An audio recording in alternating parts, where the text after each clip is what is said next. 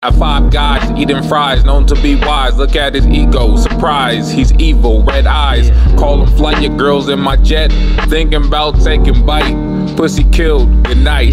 Written vibes like Warren G. Vitz out here chilling in the B.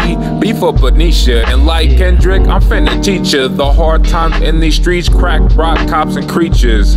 Looking to ruin my rep, what you expect? I'm wrecking fools over cassette. Pop, pop, make the scene wet. Hollow tips fuck up the set. Crash like PS2, crash bash, wanna bet. And yep, I got a razz. And yep, I rap fast like Mad V.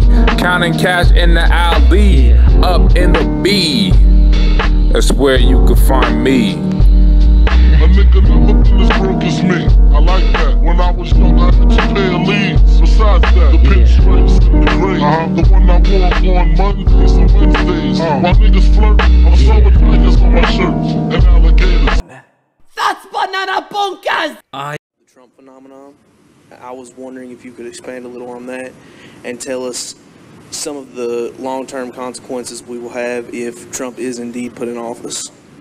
If Trump is in office? Yes, sir. Well, first we have to ask whether he means what he's saying.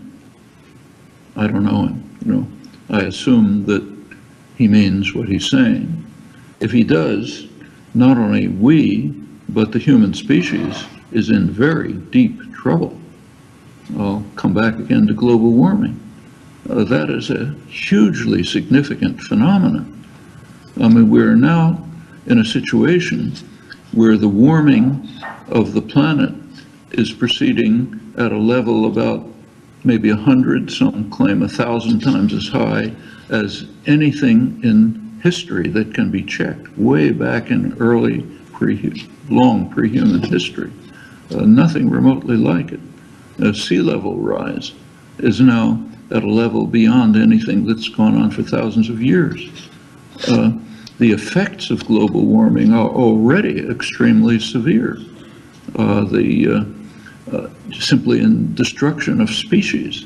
Species destruction now is at the level of 65 million years ago, when a huge asteroid hit the Earth, ended the age of the dinosaurs. Huge destruction of species. That's what's happening right now, and it's accelerating at the latitude where you and I live, roughly this temperate latitude. We are now moving south 10 meters a day just by the average effect of global warming, and that's going to accelerate. These are things with really lethal consequences. Now, what is the Republican Party doing? Trump in particular. There was a conference in Paris last December, which tried, an international conference, which tried to set some policies to prevent the global warming before it destroys us. It made some progress, not anywhere near enough, but the goal was to reach a treaty among the countries of the world where they would commit themselves to these measures, inadequate measures, but at least some. Couldn't be implemented. Very simple reason. The Republican Congress would not accept it. So therefore there was no treaty, just verbal commitments. Just a couple of weeks ago, the Republican majority on the Supreme Court sharply violated precedent to block measures, limited measures to reduce the extensive pollution from coal plants. Well, that's a message to the world, and that message is heard, saying don't bother doing anything because the United States is not going to allow it because of the Republican Party. Going back to Trump, he simply says it's not happening, so I'm not going to do anything about it. Now, that's quite apart from other policies he's advocated, some of which are really hair-raising, like what he said about torture. He said, fine, let's torture people.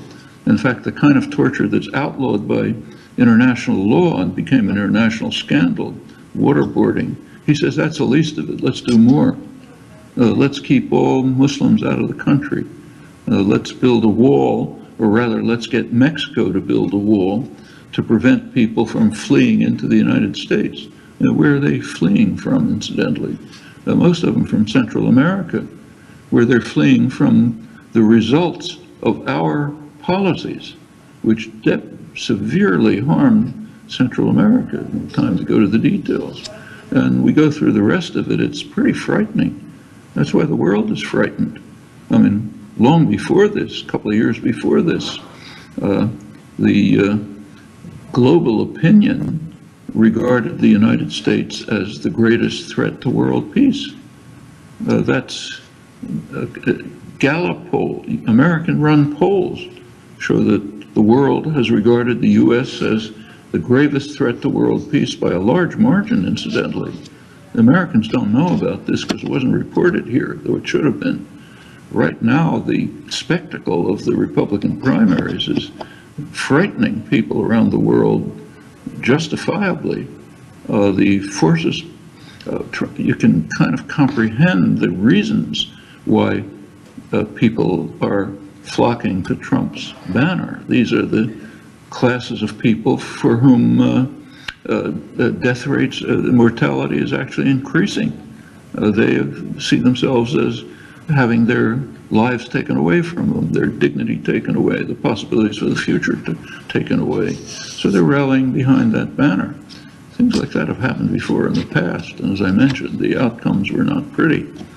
So I think that's what we can fairly anticipate. Now, not entirely, because he's kind of a wild card. He says all sorts of things. Some of them make sense, some of them are crazy. It's hard to know what he means. But, you know, the U.S. is an extremely powerful state. To have somebody who's kind of a wild man with his finger on the button that could destroy the world, namely the nuclear weapons button, where it could make decisions of an enormous influence, I think is a very frightening prospect.